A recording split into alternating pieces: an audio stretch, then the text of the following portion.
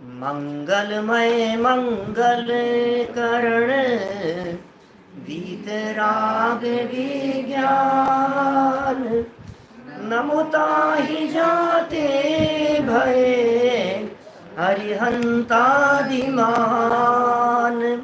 करि मंगल करि हो महा ग्रंथ करण के काज जाते मिले समाज सब पावे निज पद राज पावे निज पद राज मिथ्या भाव अभाव ते जो प्रगटे निज भाव सो जयवंत रहो सदा यही मोक्ष उपाव यही मोक्ष उपाव। मोक्ष मार्ग प्रकाशक नामक यह ग्रंथ है। दूसरे अधिकार को आधार बनाकर यहाँ सबसे पहले तो कर्म बंधन रूपी रोग के निदान की चर्चा हुई। अब उस रोग के निमित्त से होने वाली अवस्थाओं की यहाँ चर्चा चल रही है।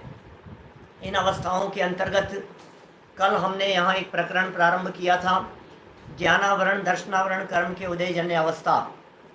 और आज हम जिस दिशा में बात को आगे बढ़ाने वाले हैं वो प्रकरण है हमारे ज्ञान की हकीकत क्या है। क्या अपने ज्ञान की क्या हकीकत है?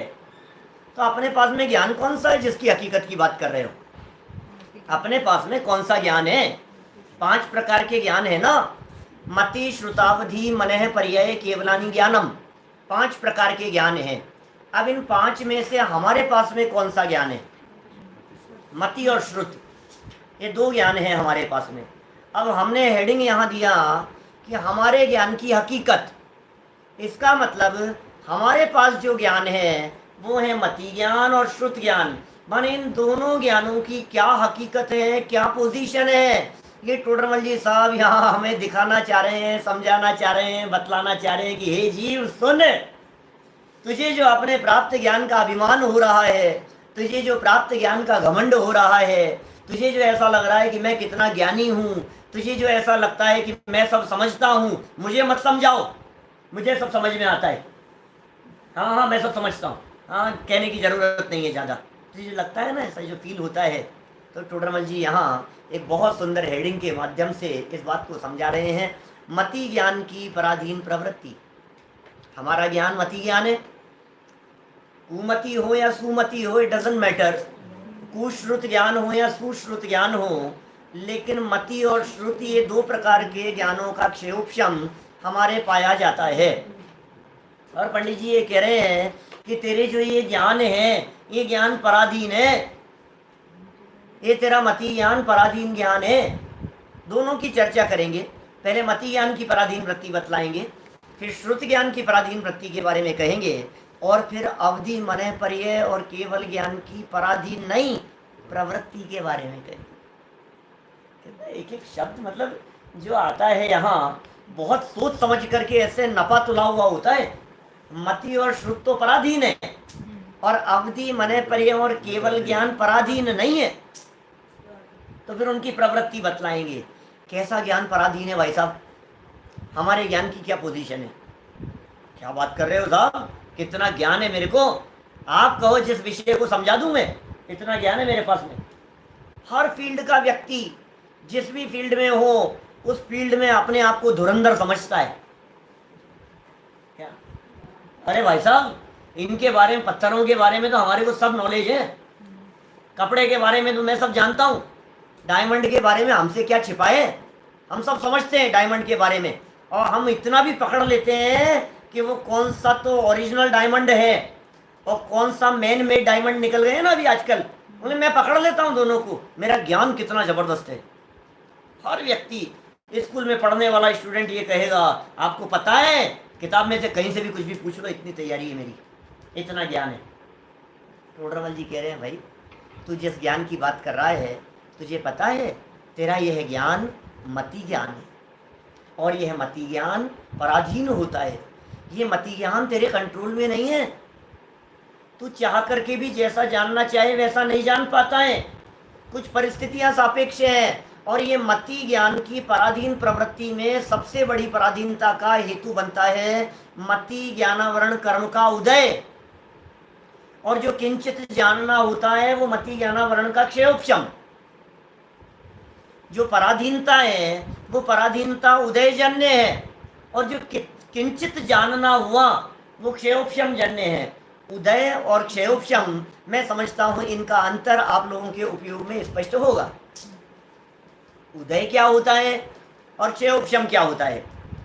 क्षयोपशम में ज्ञानपना होता है, क्षयोपशम उघाड़ है, क्षयोपशम प्रकट ज्ञान है। यद्यपि उस क्षयोपशम में भी निमित्त ज्ञानावरणी है, क्षयोपशम में भी निमित्त ज्ञानावरणी है, क्योंकि ज्ञानावरणी का मंद उदय हुआ तो क्षयोपशम बढ़ गया।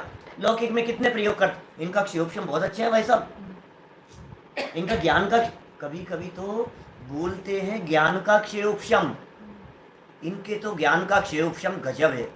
लेकिन सच बतलाऊं, ज्ञान में क्षयोपशम नहीं होता, क्षयोपशम कर्म में होता है। आत्मा में क्षयोपशम नहीं होता। ज्ञानावरणी में भी क्षयोपशम होगा, दर्शनावरणी में भी क्षयोपशम होगा, और अंतराय में भी क्षयोपशम होगा। इन तीन कर्मों में क्षयोपशम। और मोक्ष मार्ग वाला जो क्षयोपशम सम्यक्त्व है वो मोहनीय कर्म सापेक्ष है। इन तीन कर्मों के क्षयोपशम से मोक्ष मार्ग का संबंध नहीं है, और मोहनीय कर्म के क्षयोपशम से मोक्ष मार्ग का संबंध है। अभी तो यहाँ ज्ञान की चर्चा कर रहे हैं और अपनी पराधीनता को दिखा रहे हैं। देखिए जरा 33 नंबर का पेज, वहाँ प्रथम तो मति ज्ञान है। प्रथम तो माने अनादि से, प्रथम तो माने सर्व संसारी जीवों के मति ज्ञान है, हम सब के मति ज्ञान है। मति ज्ञान से रहित संसार में छद्मस्त दशा में कोई भी जीव नहीं है जिसके मति ज्ञान नहीं हो। छद्मस्त कहते हैं 12वें गुणस्थान तक के जीवों को। छद्मस्त शब्द नया शब्द हो सकता है लोगों के लिए। छद्मस्थ, छद्मस्थ, छद्मस्थ, छद्म शब्द का अर्थ होता है आवरण, छद्म शब्द का अर्थ है आवरण, स्थ माने स्थित होना, माने जो जीव आवरण में स्थित है उसका नाम है छद्मस्थ। जिसके ज्ञान का आवरण है, दर्शन पर आवरण है, ऐसे आवरण सहित जो जीव है ना, कहाँ तक होते हैं? 12वें गुणस्थान तक, वो सब छद्मस्थ कहलाते हैं। सब जीवों के मति ज्ञानावरण श्रुत ज्ञानावरण का क्षयोपशम होगा 12वें गुणस्थान तक। किसी की अवधि भी हो, किसी के मने पर ये भी हो सकता है, लेकिन मति श्रुत तो सबके है। कल मेरे पास में लॉस एंजल्स से मुकेश भाई है, उनका क्वेश्चन आया मेरे पास में। वो बोले पंडित जी साहब एक बात बतलाओ, विग्रह गति के अंदर कैसे होगा मति ज्ञान?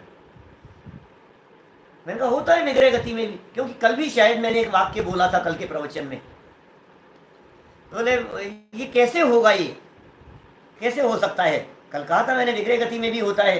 तो बोले क्योंकि उन्होंने आगे वाला पेज पढ़ लिया और इसमें लिखा कि मति ज्ञान तो इंद्रियों से होता है, तो बोले विग्रह गति के अंदर तो इंद्रियां होती नहीं।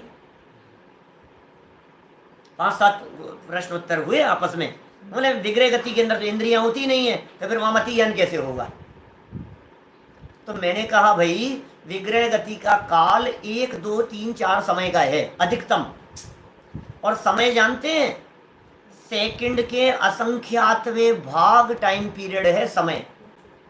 आप पकड़ नहीं पाएंगे, आपको उसे तर्क युक्ति से ही समझना पड़ेगा, आपको आगम से समझना पड़ेगा। तर्क हम देते हैं आपको। तर्क क्या है? विग्रह गति के काल में, विग्रह गति तो समझ गए ना नए लोग? विग्रह गति माने ये लाइफ पूरी हो गई और दूसरी जगह जाकर के जन्म लेना है, हैप्पी। यहाँ तो जीवन पूरा हो गया, दूसरी जगह जन्म लेना है। बीच का जो टाइम पीरियड है रास्ते में गमन करने का, वो कहलाता है विग्रह गति। उस विग्रह गति में ये वाला शरीर तो था नहीं, ये तो छूट गया, और नया शरीर अभी मिला नहीं, धारण नहीं हुआ, प्राप्त नहीं हुआ, अभी पर्याप्तियां हुई नहीं। तो अभी ये बीच के काल में जब इंद्रियां नहीं है तो मति ज्ञान श्रुत ज्ञान कैसे हो सकता है? प्रश्न है यह है वहां। चलो मैं आपसे पूछता हूं, बीच वाली अवस्था में आप मति श्रुत ज्ञान नहीं मान रहे। अब मेरा प्रश्न ये है कि क्या बीच वाली अवस्था में आप केवल ज्ञान मान रहे हैं? अरे केवल ज्ञान तो कैसे हो जाएगा विग्रह गति में? केवल ज्ञान तो नहीं है। तो आप उस बीच वाली अवस्था में अवधि मने पर ये ज्ञान मान रहे हैं कि नहीं? अवधि मने पर ये ज्ञान भी नहीं है। और मति श्रुत ज्ञान को आप मानने के लिए मना कर रहे हैं। तो क्या विग्रह गति के काल में जीव या आत्मा ये ज्ञान रहित जड़ हो जाता है? बोलो, विग्रह गति के काल में क्या यह आत्मा जड़ हो जाता है कि नहीं? जड़ तो नहीं होता। आत्मा जड़ कैसे हो सकता है? आत्मा तो सदा काल आत्मा ही रहेगा। इसका मतलब ज्ञान दर्शन की प्रकटता इस आत्मा की अनिवार्य है। अब विग्रह गति के काल में भी ज्ञान दर्शन की अनिवार्यता है ही है, ये मानना ही पड़ेगा आपको। दूसरी बात ये कि विग्रह गति के काल में भी मति ज्ञानावरण और श्रुति ज्ञानावरण का क्षयोपशम कहा गया है। क्षयोपशम है, वहां समय ही पकड़ नहीं सकते। छद्मस्त जीव, छद्मस्त के ज्ञान का विषय समय नहीं है। हम क्या बतलाएं, क्या जानता होगा और क्या नहीं जानता होगा। लेकिन तर्क युक्ति से यह बात समझ में आती है कि विग्रह गति के काल में केवल ज्ञान हो नहीं सकता, अवधि बने पर यह आप भी नहीं मानेंगे। और मति श्रुति यदि नहीं मानेंगे तो जड़ मानने का प्रसंग आएगा। तो इसलिए जड़ हो नहीं सकता, तो मति श्रुति ज्ञान की सत्ता सहज सिद्ध है। चलिए, प्रथम तो मति ज्ञान है। कब से है? बोले अनादिकाल से है मति ज्ञान। मति ज्ञान अनादिकाल से पाया जा रहा है और वह शरीर के अंगभूत, पेज नंबर 33 पर, 33 नंबर पेज, पहली लाइन है। वह मति ज्ञान शरीर के अंगभूत, क्या क्या है शरीर के अंग? जो जीभ, जीभ, नासिका नाक, नयन माने आंखें, कान माने कर्ण और स्पर्शन माने पूरी बॉडी, ये द्रव्य इंद्रियां, द्रव्य इंद्रियां और हृदय स्थान में 8 पंखुड़ियों के फूले कमल के आकार का द्रव्य मन। 5 तो इंद्रियां बतला दी, ठीक है, जानते हैं, 5 इंद्रियों को पहचानते हैं हम लोग। और हृदय स्थान पर क्या है? द्रव्य मन बतला रहे हैं। और कैसा बतला रहे? उसका आकार बतला रहे हैं। भाई साहब, आगम में बतलाया गया है, शास्त्रों में द्रव्य मन का आकार बतलाया गया है। वो द्रव्य मन भी पौद्गलिक है। उस द्रव्य मन को भी इंद्रिय कहा जाता है, अनिंद्रिय कहते हैं। क्या कहते हैं? मन के लिए क्या शब्द मिलता है? अनिंद्रिय, अतीन्द्रिय नहीं। Point to be noted. क्या कह रहे हैं? मन को अतीन्द्रिय नहीं कहते। अतीन्द्रिय तो आत्मा है, इंद्रिय से परे अतीन्द्रिय तो आत्मा है। लेकिन अनिंद्रिय, अनिंद्रिय माने ईशत इंद्रिय, इंद्रिय रूप में उसे कहा जा रहा है। अल्प इंद्रिय जैसा अनिंद्रिय वो मन, उसका आकार कहा है 8 पंखुड़ियों के फूले कमल के आकार का द्रव्य मन है। तो इंद्रियां द्रव्य इंद्रियां कह दी, मन द्रव्य मन कह दिया। बोले इनकी सहायता से ही जानता है। ये सहायता शब्द इतना इम्पोर्टेंट है कि यदि सहायता शब्द को हटा दिया जाए तो इतना बड़ा भ्रम हो जाएगा कि इंद्रियां जानती है। इस पूरे वाक्य को ऊपर से नीचे तक जोड़ो जरा एक बार, कि मति ज्ञान है वह जानता है। क्या स्टार्टिंग कहां से की? मति ज्ञान है, और वाक्य का समापन कहां किया? कि जानता है। तो जानता कौन है? कि जानता तो मति ज्ञान है। जानने का काम आंखें नहीं कर रही है, जानने का काम कान नहीं कर रहे हैं, जानने का काम घ्राण इंद्रिय, रसना इंद्रिय, स्पर्शन इंद्रिय जानने का काम नहीं कर रही है। जानता तो मति ज्ञान है, और ज्ञान आत्मा का है, माने जानने का काम तो आत्मा करता है, इंद्रियां तो जड़ है। सहायता शब्द कितना महत्वपूर्ण है। यदि ये सहायता शब्द नहीं होता तो सारी दुनिया ये कहती है मैं आंख से देखता हूं, कान से सुनता हूं। लेकिन सही बात बतलाऊं, आप जब आप आंख से देखते हैं और कान से सुनते हैं तब भी आप सुनते नहीं है, कान से जानते हैं। आंख से देखते नहीं है, आंख के सहायता से जानते हैं। क्योंकि 5 इंद्रियों के लिए भले ही अलग अलग शब्दों का प्रयोग किया जाए, लेकिन सच्चाई ये है कि जानना हो रहा है, जानना हो रहा है, जानना हो रहा है। आपको पता है आंख से तो सारी दुनिया देखती है, आप कान से भी देखते हैं। कान से देखते हैं। पंडित जी क्या ठिकाने हैं आपकी अकल? क्या कह रहे हो आप? इस पर स्पर्शन इंद्रिय से देखते हैं। क्या बात कर रहे हो आप? स्पर्शन इंद्रिय से देखते हैं, स्पर्शन इंद्रिय से छूते हैं। घ्राण से हम क्या करते हैं? सूंघते हैं कि देखते हैं? घ्राणेंद्रिय से भी देखना होता है। कैसे होता है? कल हमने पीछे कुछ बात पढ़ी थी 32 पेज की अंतिम लाइनों में, चक्षु दर्शन और अचक्षु दर्शन। तो चक्षु इंद्रिय से भी दर्शन होता है और अन्य इंद्रियों से भी दर्शन होता है। आपको भरोसा नहीं होता तो मैं आपको कहता हूं, आप मेरा प्रवचन कल शाम का सुन के देखना। क्या कहा मैंने क्या कहा? सुन के देखना, सुन के देखना, सुन के देखना मतलब ये कैसे है पंडित जी? क्या आप ले जाओ, आप इसको सुन के देखना। तो सुनूं के देखूं? क्या करो? तो सुन के देखो। जब आप पकौड़ी बनाते हैं घर में और कहते हैं एक बार जरा चख के देखो, चख के देखो, छू के देखो इसको। मेरा कहना मानो, एक बार मेरे कहने से छू के देखो इसको। तो छू के भी देख रहे हैं आप, चख के भी देख रहे हैं आप, सूंघ के देखो। सूंघ के देखा आपने? घ्राणेंद्रिय से भी देखना होता है क्या? कर्णेंद्रिय से भी देखना होता है। अरे देखने का मतलब जानना। क्या? जानना और देखना एक अर्थ में भी प्रयोग होता है। जानन क्रिया को ही देखना कहते हैं। क्या किया आपने? सुन करके देखा तो क्या किया? उसका ज्ञान किया ना। तो ज्ञान करने वाला है आत्मा। ज्ञान करते हैं मति ज्ञान के माध्यम से। हमारा जितना ज्ञान है वो मति ज्ञान रूपी प्रवृत्ति करता है, लेकिन हमारे ज्ञान की हकीकत यह है कि वो इंद्रियों की सहायता से प्रवृत्ति करता है। ये है। अब इसमें दिक्कत क्या है भाई साहब? इंद्रियों की सहायता से प्रवृत्ति करे तो सुनो बतला रहे। जैसे जिसकी दृष्टि मंद हो वह अपने नेत्र द्वारा ही देखता है। अभी पहले तो हम ज्ञान द्वारा देखते हैं और आंख की सहायता से देखते हैं। मति ज्ञान द्वारा जानते हैं, कर्णेंद्रिय की सहायता से जान रहे हैं। इस बात को एक्सप्लेन कर रहे हैं उदाहरण देकर के कि सुनो, अभी जो व्यक्ति ज्ञानों को नहीं जानता, जिस व्यक्ति को मतिश्रुत ज्ञान की खबर नहीं है, जिस व्यक्ति को आत्मा की खबर नहीं है, उस व्यक्ति को कैसे समझाओगे आप? उस व्यक्ति को समझाना है। तो टोडरमल जी ये कह रहे हैं, जिसकी दृष्टि मंद हो वह अपने नेत्र द्वारा ही देखता है।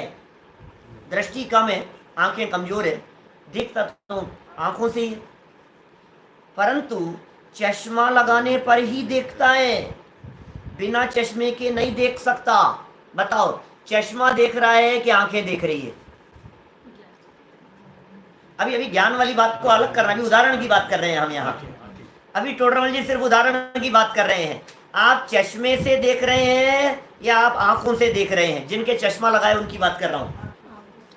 देखने का काम तो आंख कर रही है, एग्जाम्पल, लेकिन चश्मा है तो चश्मे की सहायता से देख रहे हैं। आंखों में देखने की सामर्थ्य कम हो तो चश्मा लगाने से विशेष दिखने लग। हमारे टोडरमल जी वाले मंदिर में टोडरमल जी का चश्मा रखा है, मालूम है? टोडरमल जी की लेखनी है, टोडरमल जी की दवात है, टोडरमल जी की ऐसी चीजें हैं, टोडरमल जी की हस्तलिखित प्रतियां हैं। क्या हम जब उनको देखते हैं, कभी उस भंडार को खोलते हैं, देखते हैं, तो फील करते हैं उस चश्मे को कि टोडरमल जी का चश्मा है। ऐसा चश्मा है। आप आज के ज़माने में तो मिले नहीं इस तरह की। 250 साल पुराना, 350 साल पुराना चश्मा। टोडरमल जी कह रहे हैं चश्मा लगाते थे वे। क्या लगाते थे? तो वे कह रहे हैं यहाँ उदाहरण देखो, देखता तो किससे? जिसकी दृष्टि मंद हो वह अपने नेत्र द्वारा ही देखता है, परंतु चश्मा लगाने पर ही देखता है, बिना चश्मे के नहीं देख सकता। अब बोलो, चश्मा देखता है कि नहीं देखता है? यदि चश्मा देखता हो तो मैं एक काम करता हूँ, ये जो है ना लकड़ी, इस लकड़ी के चश्मा लगाओ। देख भाई, तेरे को दिख रहा है कि नहीं? टोडरमल जी क्या लिख रहे हैं? दिख रहा है? नहीं दिख रहा। तो देखेगा तो किससे? आंख से। और आंख में देखने की शक्ति होगी तब। यदि चश्मे से देख पा रहे हो तो हम कह रहे हैं अंधे व्यक्ति को चश्मा लगाओ। बोलो, अंधा व्यक्ति देख पाएगा कि नहीं चश्मा लगाने पर? क्यों नहीं देख पा रहा है? चश्मे से देखते हैं ना। यानी अंदर में देखने की शक्ति हो तो चश्मा काम आएगा। अंदर में देखने की शक्ति नहीं हो आंखों में तो चश्मा क्या करेगा? जो आप देख सकते हैं उसको चश्मा कुछ और हाईलाइट कर सकता है, विशेष कर सकता है, स्पष्ट कर सकता है, क्लियर कर सकता है, जितना जान रहे हो उसको थोड़ा सा बड़ा दिखा सकता है। ये काम ज्ञान ये कर सकता है, क्लियर कर सकता है। ये सहायता, चश्मे की सहायता से ये सब होता है। देखो क्या कह रहे हैं, उसी प्रकार आत्मा का ज्ञान मंद है। अब ज्ञान मंद है आत्मा, आत्मा का ज्ञान ही खुद का मंद है। वह अपने ज्ञान से ही जानता है। जितना भी ज्ञान है जानेगा अपने ही ज्ञान से, उधार के ज्ञान से काम नहीं चलेगा। परंतु द्रव्य इंद्रिय तथा मन का संबंध होने पर ही जानता है। जानेगा तो आत्मा ही, लेकिन वो द्रव्य इंद्रिय का संबंध होने पर ही जानेगा। अरे द्रव्य इंद्रिय उसके बिना नहीं जान सकता। उदाहरण को घटित कर दिया ऐसे कैसे।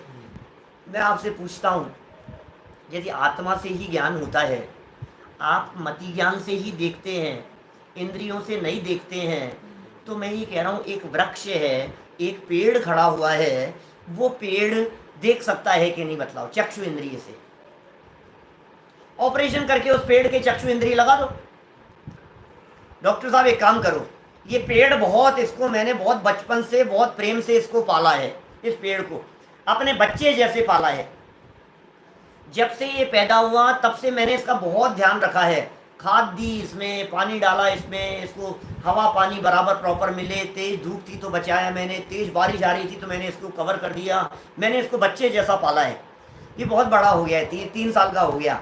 लेकिन मैं ये चाहता हूँ कि मैं तो इसको देख रहा हूँ, ये पेड़ भी मुझे देखे। आप तो आंखों के इतने बड़े डॉक्टर हैं क्या। हमारे बाबूजी की डेथ हो गई और उनकी आंखें निकाल कर आप इसके सर्जरी करके लगा दो ना इस पेड़ के, तो देख लेगा। भाई देखो, हम डॉक्टर साहब ये कहेंगे नहीं नहीं नहीं देख सकता। डॉक्टर साहब आपको पता नहीं है, जैसा आत्मा अपने अंदर है वैसा ही आत्मा इस पेड़ में। और आंख आंख से नहीं, असलियत तो आत्मा देखता है, उसमें भी आत्मा है। तुम तो करो ऑपरेशन। अरे भाई सुन, चक्षु इंद्रिय से होने वाले मति ज्ञानावरण का क्षयोपशम होगा तो चक्षु इंद्रिय से जान पाएगा। आप समझ रहे हैं मैंने क्या भाषा बोल दी है। थोड़े से कठिन शब्द निकल गए हैं। चक्षु इंद्रिय के माध्यम से, जो चक्षु इंद्रिय के माध्यम से ज्ञान होता है वो चक्षु इंद्रिय संबंधी मति ज्ञानावरण, जो ज्ञानावरण कर्म है ना, ज्ञान को ढकने वाला, ये 5 प्रकार का है। मति ज्ञानावरण, श्रुति ज्ञानावरण, अवधि ज्ञानावरण, मनेपर्य ज्ञानावरण, केवल ज्ञानावरण। तो उनमें जो मति ज्ञानावरण है, उस मति ज्ञानावरण कर्म के क्षयोपशम से, कौन सा मति ज्ञानावरण कर्म का क्षयोपशम, चक्षु इंद्रिय संबंधी। तो चक्षु इंद्रिय से जानने का काम होता है। आप आंखें बंद करके बैठे हुए हो, लेटे हुए हो, अभी देखिए चक्षु इंद्रिय संबंधी मति ज्ञानावरण कर्म का क्षयोपशम तो है क्या, और क्षयोपशम होने से वो लब्धि रूप तो है, लेकिन वो उपयोग में नहीं आ पा रहा है। कारण इंद्रिय से ज्ञान हो रहा है। कौन आया, आंखें बंद करके लेटे हो, और कौन आया और आपने जान लिया। ये आए आहट से पहचान लेते हैं। अभी देखिए, ये तो इन्होंने बात कही, इतनी बात कह दी कि भाई तेरा जितना भी जानना हो रहा है, पहले तो इस बात को सिद्ध किया टोडरमल जी ने कि तेरा जितना भी जानना हो रहा है ये पूरा का पूरा जानना अपने ज्ञान से हो रहा है और इंद्रियों की सहायता से हो रहा है। यदि आपको यह बात समझ में आ रही है, यदि ये पॉइंट क्लियर हो गया है, तो टोडरमल जी अब अपने ज्ञान की हकीकत माने पोजीशन बतला रहे हैं कि तू देखना तेरे ज्ञान की हालत क्या है, क्या देखेगा क्या और दिखेगा क्या। ऐसा होता है, रोज महसूस करते हैं। तो अभी तक जितने वाक्य हमने पढ़े हैं, जितने पॉइंट हमने पढ़े, जितनी लाइनें हमने पढ़ी, इतनी लाइनों में यह सिद्ध किया गया कि जानने वाला आत्मा और मति ज्ञान है, लेकिन जानने का काम इंद्रियों की सहायता के निमित्त से होता है, और इंद्रियों की सहायता का निमित्त ना बने तो नहीं जान पाता है। ये अभी तक सिद्ध किया और हमें बात समझ में आ गई। आंखें बंद हो तो हम देख नहीं पाते, कान बंद हो तो हम सुन नहीं पाते। अब देखो आगे क्या कह रहे हैं। परंतु कहां पर आ गए अपन, तथा जिस प्रकार, 3 और 3 छठी लाइन है ऊपर से, तथा जिस प्रकार नेत्र तो जैसे के तैसे हैं, परंतु चश्मे में कुछ दोष हुआ हो तो नहीं देख सकता। क्या गजब उदाहरण देते हैं टोडरमल जी साहब। अभी सांगो पांग घटित करेंगे। देखो आप, तथा क्या कह रहे हैं, आंखें तो जैसी की जैसी है भाई साहब, लेकिन चश्मे में कुछ दोष हो गया, चश्मे में विकृति आ गई, चश्मे का नंबर उतर गया है, चश्मे में क्रैक आ गया, चश्मे में स्क्रैच हो गए, चश्मे के ऊपर धूल आ गई, धूल जम गई। अब तो क्या करते हैं भाई साहब, चश्मे में कुछ दोष हुआ हो तो नहीं देख सकता, अथवा थोड़ा दिखता है या और का और दिखता है। 3 बातें कह दी है यहाँ। इन 3 बातों को 3 बार बतलाएंगे टोटरमल जी यहाँ, तुम्हारे नीचे भी बतलाएंगे। 3 बातें ध्यान रखना। क्या क्या कहा? थोड़ा दिखता है, पहला कहा नहीं देख सकता है। पहला शब्द क्या कहा, वाक्य क्या कहा? नहीं देख सकता है। नंबर 2, कदाचित देखे तो थोड़ा देखे। नंबर 3, और का और देखे। 3 बातें हो गई। या तो चश्मा इतना खराब हो गया कि तू देख ही नहीं पा रहा, कुछ दिखाई नहीं दे रहा मेरे को। नंबर 2, ये दिख तो रहा है लेकिन कम दिख रहा है, पता नहीं क्या प्रॉब्लम हो गई, थोड़ा कम दिख रहा है। नंबर 3, ये पता नहीं क्या हो गया, इसमें था तो कुछ और दिखा और कुछ, और का और दिख जाए। अब ये तो बात चश्मे के बारे में कह रहे हैं, आंखें तो बराबर थी जैसी की तैसी, अब वैसी ही लगाओ, इसको सिद्धांत पर घटित करो। कहाँ आ गए भाई? 3 और 3 छठी लाइन है ना, 7वीं 8वीं लाइन। उसी प्रकार अपना क्षयोपशम तो जैसा का तैसा है। देखो यहाँ उदय की बात नहीं कर रहे, क्षयोपशम की बात कर रहे हैं, क्योंकि ज्ञान जानने की बात कर रहे हैं ना, तो जानने में ज्ञानावरणी कर्म का उदय नहीं, ज्ञानावरणी कर्म का क्षयोपशम। उसी प्रकार अपना क्षयोपशम तो जैसा का तैसा है,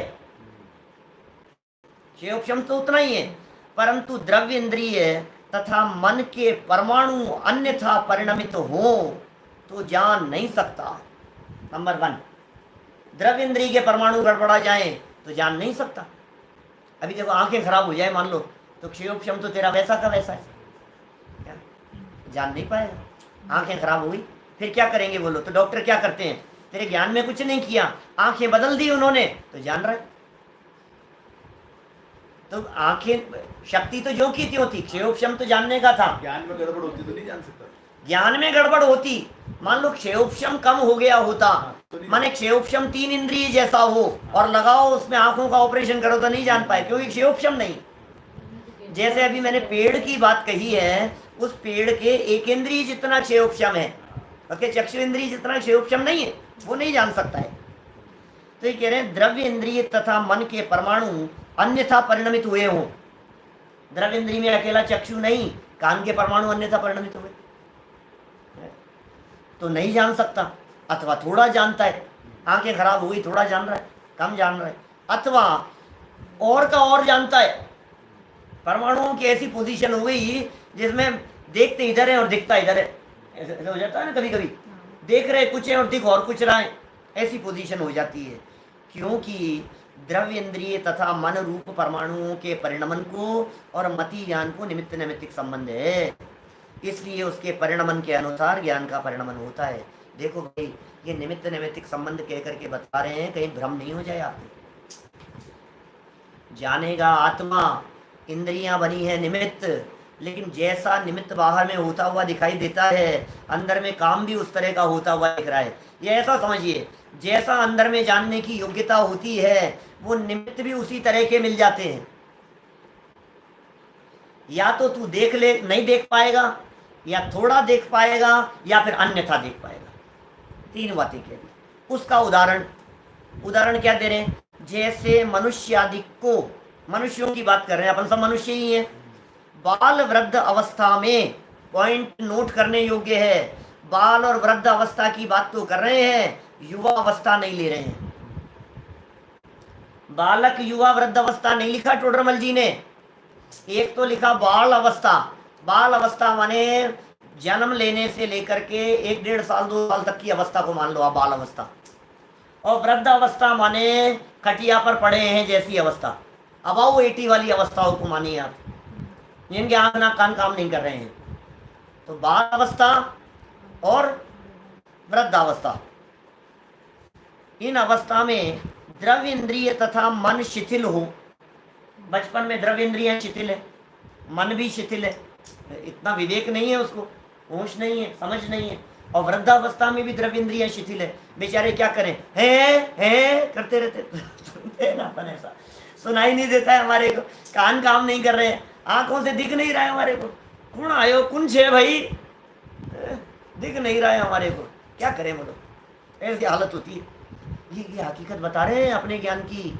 आप अभी तो ये बात कर रहे हैं बालक और वृद्धावस्था के संदर्भ में, अभी तो बात कर रहे हैं इंद्रियों की प्रॉब्लम के संदर्भ में, अभी तो बात कर रहे हैं बॉडी में यदि कहीं कोई गड़बड़ी हो जाए, नाम कर्म के उदय से यदि आंखों में विकृति हो गई, कान में विकृति हो गई, स्पर्शन इंद्रिय में विकृति हो गई, नाम कर्म के उदय जन्य अवस्था, पैर सो गया मान लीजिए तो अब चल नहीं पा रहा है, ज्ञान नहीं हो पा रहा है, पैर सो गया मान लीजिए, हाथ झनझना रहा है, पैरालिसिस हो गया मान लो, तो ठंडे गर्म का ज्ञान नहीं हो पाता, चिकने रुखे का ज्ञान नहीं कर पाता है। बुखार हो गया मान लीजिए तो द्रव्य इंद्रिय में गड़बड़ी हो गई तुम्हारे, रसना इंद्रिय से मीठा हलवा भी खिलाओ तो कड़वा लगता है। तो ये विकृति कहाँ हुई है, ये कहीं ना कहीं ये द्रव्य इंद्रियों के अंदर गड़बड़ी दिखाई दे रही है। देखो उसका उदाहरण दिया इन्होंने, मनुष्य आदि को बाल वृद्ध अवस्था में द्रव्य इंद्रिय तथा मन शिथिल हो तब जानपना भी शिथिल होता है। जानपना भी शिथिल हो गया, नहीं जान पा रहे हैं, जानने में भी कमजोरी आ गई है। तथा जैसे शीत वायु आदि के निमित्त से स्पर्शनादिक इंद्रियों के और मन के परमाणु अन्यथा हो। शीत वायु, जैसे आप चल रहे हो, चश्मा नहीं है आपके, नॉर्मल चल रहे हो आप, हवाएं इतनी तेज चल रही है आप देख नहीं पा रहे हो, आंखें बंद हो रही है, हवाएं इतनी तेज चल रही है कि आंखों से पानी बह रहा है, इतनी ठंडी हवा चल रही है आप देख ही नहीं पा रहे हैं। तो शीत वायु आदि के निमित्त से स्पर्श आदि के अंदर गड़बड़ हो जाए, इतना ठंडा हो जाता है, हाथ इतने ठंडे हो रहे हैं मैं पकड़ ही नहीं पा रहा हूँ, इतने ठंडे हाथ हो रहे हैं, हो जाता है कभी ऐसा, तो आप ज्ञान नहीं कर पा रहे, आप पकड़ नहीं पा रहे, मैं छू नहीं पा रहा हूँ, ऐसी गड़बड़ी हो जाती है। इंद्रियों के और मन के परमाणु अन्यथा हो तब जानना नहीं होता अथवा थोड़ा जानना होता है। ठीक है, देखो तथा अब स्टेप चेंज कर रहे हैं, क्या कह रहे हैं, अभी तक जो स्टेप लिया था वो स्टेप ये लिया इंद्रियों का, अब स्टेप ले रहे हैं टोडरमल जी कि अकेला इंद्रियां ही नहीं, ऐसा भी होता है कि बाह्य द्रव्यों के साथ में भी संबंध दिखता है। ये हमारे ज्ञान की हालत है, हम क्या करें। अब ये टोडरमल जी समझा रहे हैं बाहर का वातावरण कैसा है, बाहर की परिस्थितियां किस प्रकार की है, बाहर में अंधकार है या प्रकाश है, बाहर में कोई चीज सामने आ गई है, आड़े आ गई है, कुछ हो गया है, दूसरा द्रव्य किस प्रकार का है, अंधकार प्रकाश, कभी अंधकार में नहीं दिखता, कभी ज्यादा प्रकाश में नहीं दिखता। अब बोलो अब क्या करो, कभी निकट से नहीं दिखता, कभी दूर से नहीं दिखता। अभी अभी ये समझा रहे हैं, माने परिस्थितियों की चर्चा कर रहे हैं हम, इस टॉपिक बदल, मतलब स्टेप बदल दिया, ऐसा समझ लीजिए आप अपने ज्ञान से जानने के लिए। तथा इस ज्ञान को, ये जो हमारा ज्ञान है, हमारा जो वर्तमान में मति ज्ञान है, इस ज्ञान को और बाह्य द्रव्यों को भी निमित्त नैमित्तिक संबंध पाया जाता है।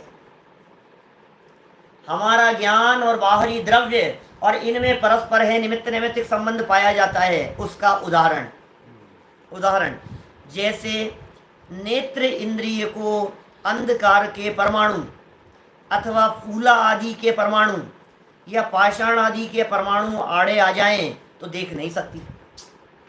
नेत्र इंद्रिय के संदर्भ में कितनी बातें कह दी, अंधकार के परमाणु आ जाए, अंधेरा बहुत था, देख नहीं सकता, कितना भी चश्मा लगाओ आप, रात्रि के घने अंधकार में आंखें नहीं देख पाती। अब हमारे उसी तरह की योग्यता है, और जिनमें उस अंधकार में देखने की योग्यता होवे वे निशाचर हैं, जंगल में जंगली पशु, जंगली जानवर जो निशाचर कहलाते हैं, वो रात्रि में निकलते हैं। माने उन मांसाहारी क्रूर पशुओं की आंखें रात्रि में देखने में विशेष काम करती है, विशेष दिखता है उनको। उल्लू आदि को रात्रि में दिखता है, दिन में नहीं दिखता है। शेर आदि को ऐसे जो है ना भेड़िए आदि रात में निकलते हैं शिकार के लिए। तो देखिए क्या कहा यहाँ, अंधकार के परमाणु, अभी इन्होंने अंधकार के परमाणु लिखा है, आप इसको प्रकाश के परमाणु ले लो। बोलो ज़्यादा प्रकाश हो, सूर्य जितना प्रकाश हो एकदम। कभी कभी ऐसा होता है ना, हाईवे पर चल रहे हो आप और सामने से किसी व्यक्ति ने एकदम ऐसे लाइट दी, अब कुछ नहीं दिखता है, अचानक ये क्या हुआ, तुम्हें तो अंधकार में नहीं दिख रहा था, अब ये प्रकाश में भी नहीं दिखता है, क्या करें भाई, ऐसा ऐसा ज्ञान है हमारा। ये ज्ञान की ऐसी हालत है हमारी। अंधकार के परमाणु आ जाए, अथवा फूला आदि के परमाणु। फूला आदि के परमाणु क्या है, कोई भी चीज़ समझ लो आप इस तरह की, जो रुई जैसी समझ लो, या मोतियाबिंद जैसा कुछ आवरण आ गया सामने, फूला कहते हैं उसको, क्या बीमारी जो है, फूला ही कहते हैं ना उसको, मोतियाबिंद जो हो जाता है, आँख ऐसी मोटी जैसी हो जाती है, उसके ऊपर आवरण जैसा आ गया है, वो आ जाए। आदि के परमाणु या पाषाण आदि के परमाणु आड़े आ जाए, आँख में कुछ आ गया, धूल का कण आ गया, आँख में मच्छर आ गया, नहीं देख पाते, तो क्या होता है, देख नहीं सकती, ये हालत है हमारी। हम कितना ही गर्व करें, मैं देखता हूँ मेरी आंखें बहुत अच्छी है, तब पता लगेगा जब आंखों में धूल पड़ जाए, आंखों में मिर्ची डाल दे कोई व्यक्ति, धूल के कण आंख में आ जाए, धूल, रोड पर चलते चलते अचानक आंधी चली और एकदम धूल आंखों में आ गई, कुछ नहीं देख पा रहा हूँ, कुछ नहीं देख, एक्सीडेंट हो जाते हैं भाई साहब, दुर्घटनाएं हो जाती है। बाइक स्कूटर पर यदि कोई चल रहा हो और अचानक कोई मच्छर आदि कोई आ जावे तो दुर्घटना में मौत हो जाए, ये क्या हो गया, बैलेंस बिगड़ जाए, चलते चलते ऐसा हो जाता है। तथा लाल कांच आड़ा आ जावे तो सब लाल दिखता है, हरित आड़ा आ जाए तो हरित दिखता है, इस प्रकार अन्यथा जानना होता है। ख्याल में आ गई कि यहाँ 3 बातें दे दी इन्होंने, तीन बातें दे दी यहाँ।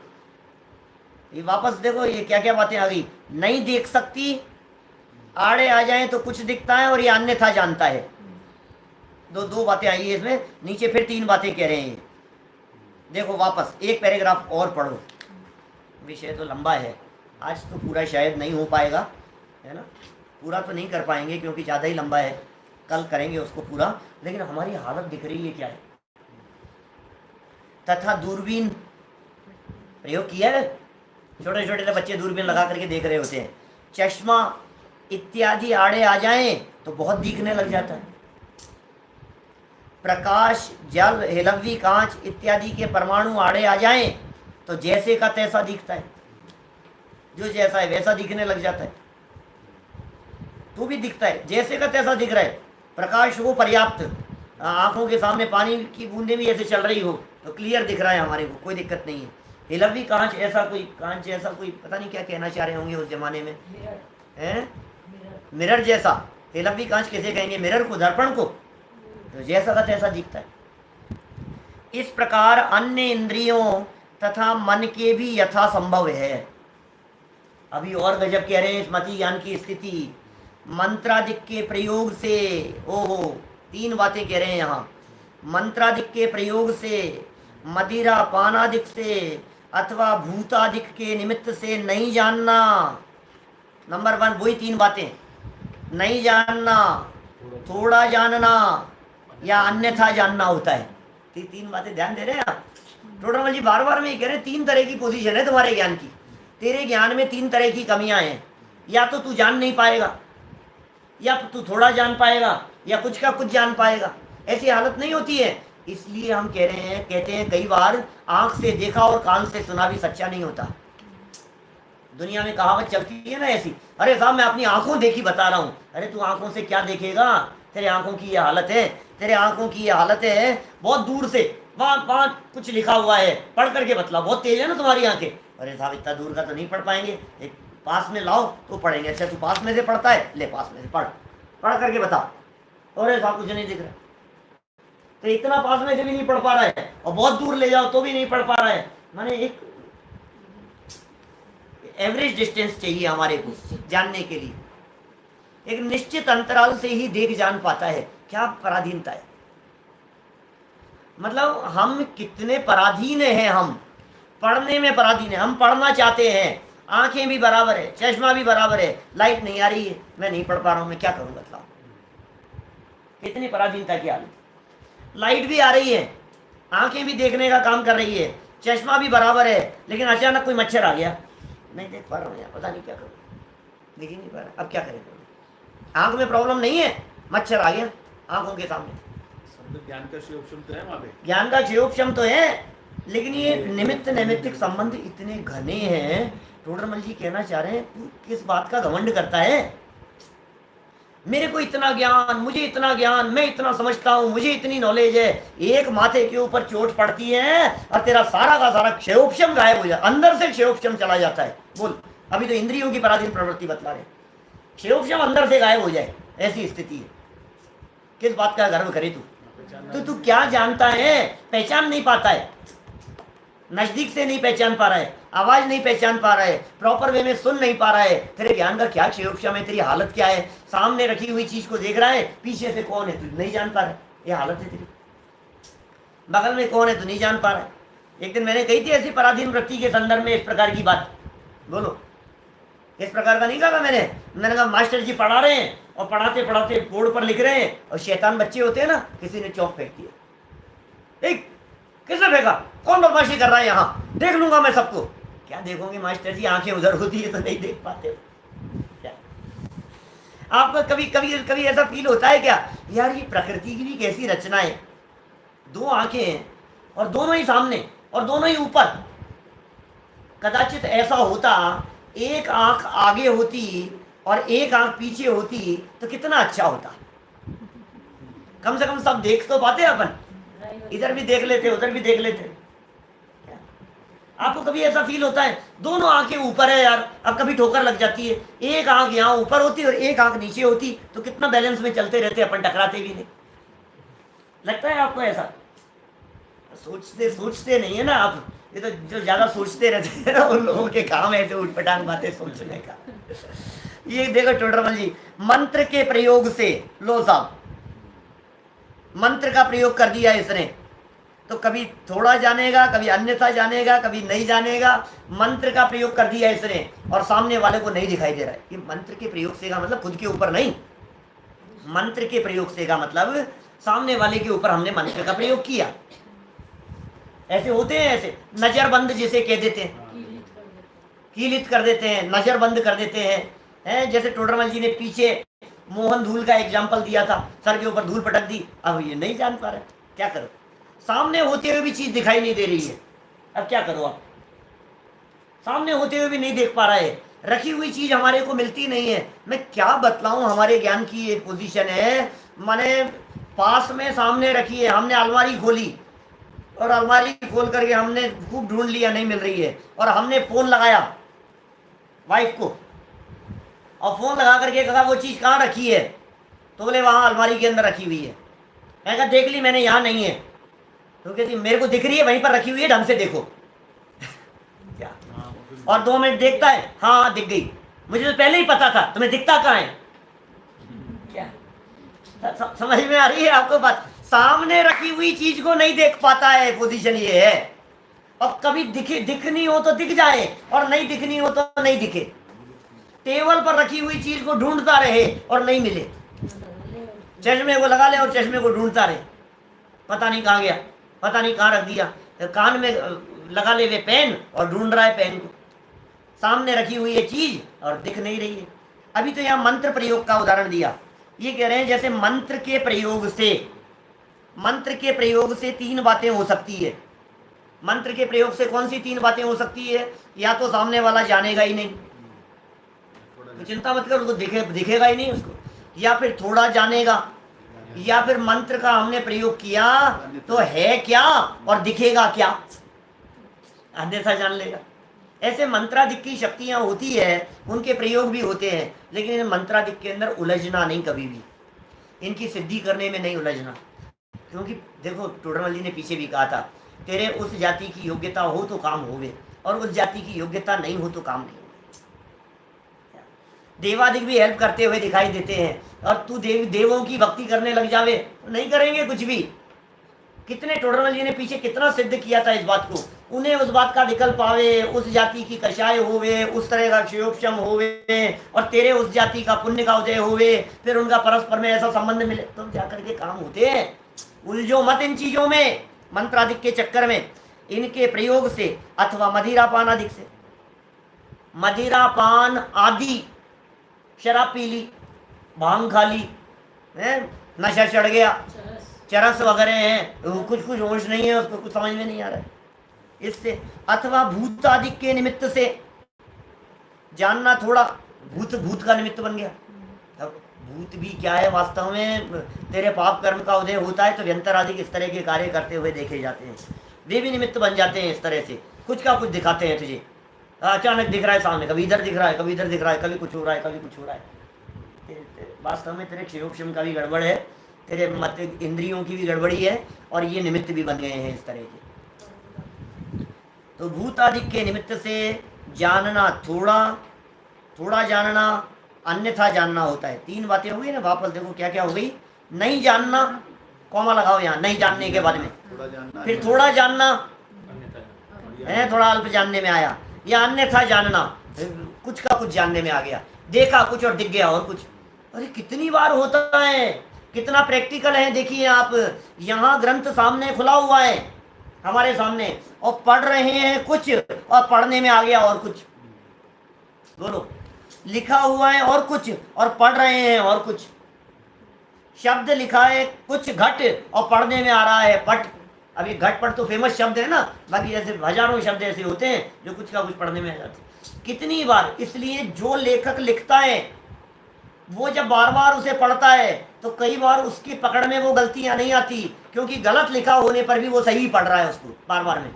3 बार पढ़ लिया, शब्द अशुद्ध लिखा है, उसके बावजूद भी मैं रीडिंग कर रहा हूं तो मैं शुद्ध ही पढ़ पा रहा हूं, इसलिए किसी और से प्रूफ रीडिंग कराते हैं, तू देख एक बार, दूसरे की निगाह से देखो तो पकड़ में आती है बात।